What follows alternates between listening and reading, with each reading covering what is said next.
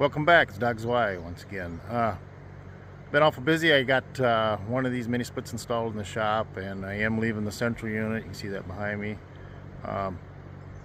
Basically, I've been just running here off the one, saving a little electricity. I've yet to get the other one installed, but it'll happen someday. The weather did finally straighten out, and I was able to get started on my array. The following video is going to show some of the work involved with just getting the poles all set and cemented in, and the video after that will start showing the assembly of the MT solar mount. So hope you enjoy. Thanks for watching. So one way of finding your north-south line is I just drive a T-post in here and then come out here at 1 p.m. because it's daylight savings time, and where the top of the shadow is, I drove another post right here. Okay, that'll establish a little short north-south line. If it's later in the year, your shadow will of course be longer. But then I just take a mason's line and just line it on up at the edge and drive my post there.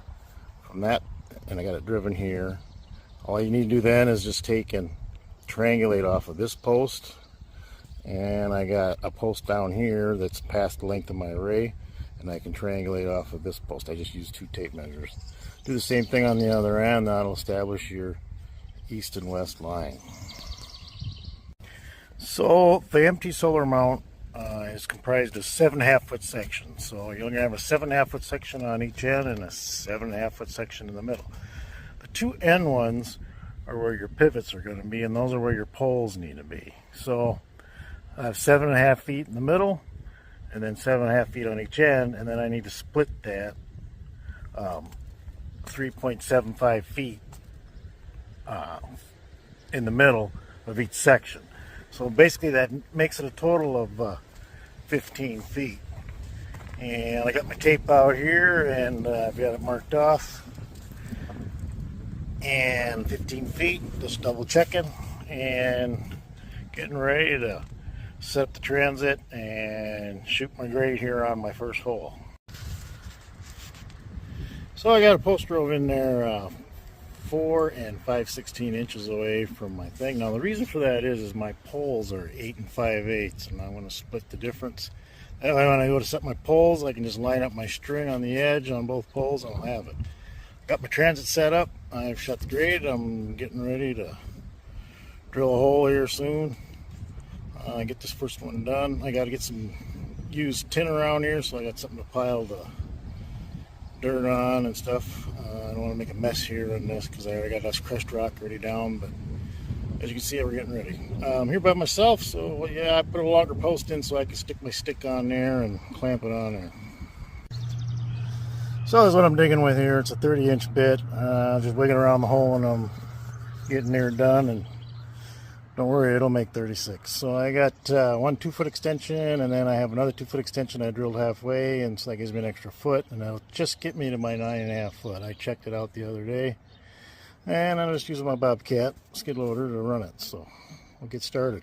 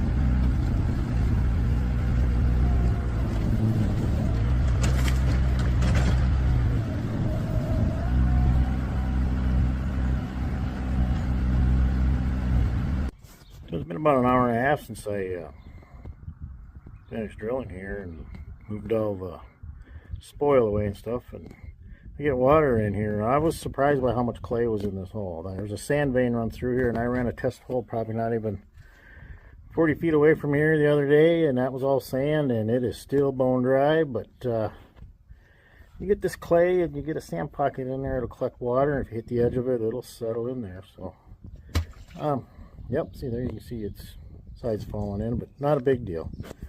If it comes down to it, I can always run the auger back down in there. Just dropped my plumb bob down, center my cement pad. It's a pad they use for setting poles on when they build pole sheds. I got my stick on there. I just shift that cement pad around with a long 2x4 to get it centered on my plumb bob.